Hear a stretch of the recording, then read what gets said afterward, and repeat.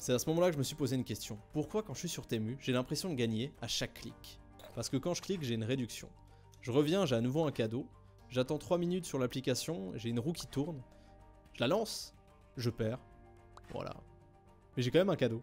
J'ai quand même un coupon et quelque chose à utiliser.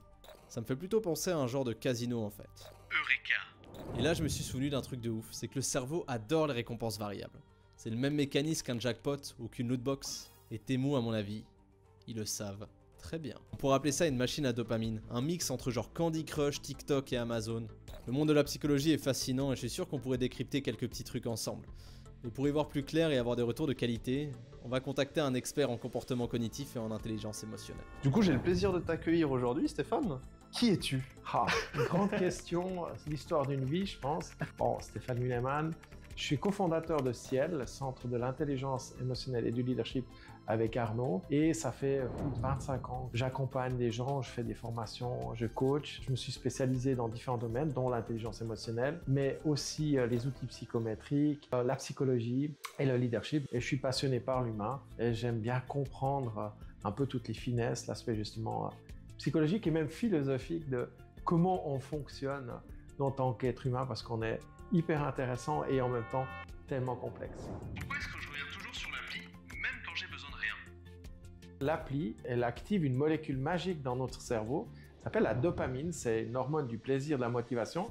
Et à chaque fois que tu vas ouvrir l'appli, ton cerveau, quelque part, il espère une bonne surprise, une promo, un cadeau, un truc cool, quoi. L'autre cerveau, il adore ça. C'est une attente, en fait. Et c'est ce qui te donne envie de revenir encore, même si tu n'as pas vraiment de besoin réel. C'est comme ouvrir le frigo sans avoir faim, juste pour voir s'il y a un petit truc sympa. Et Temu, c'est pareil. Tu vas au cas où, et parfois, tu trouves quelque chose qui te donne ce petit frisson de plaisir.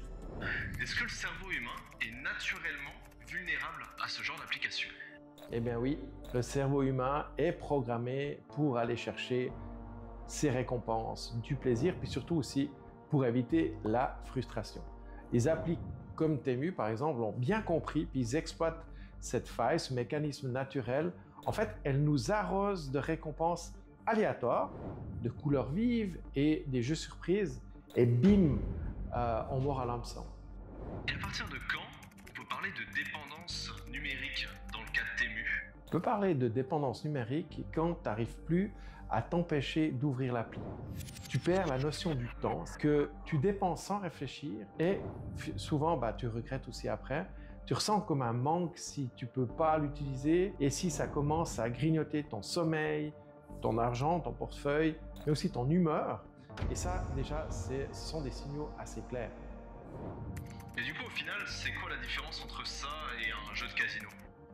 Les deux, en fait, utilisent exactement les mêmes leviers psychologiques. Récompense aléatoire, dopamine, suspense. La grande différence, dans un casino, tu mises de l'argent pour gagner plus, alors que par exemple sur Temu, tu dépenses pour obtenir des objets. Mais le mécanisme d'addiction, il est extrêmement proche.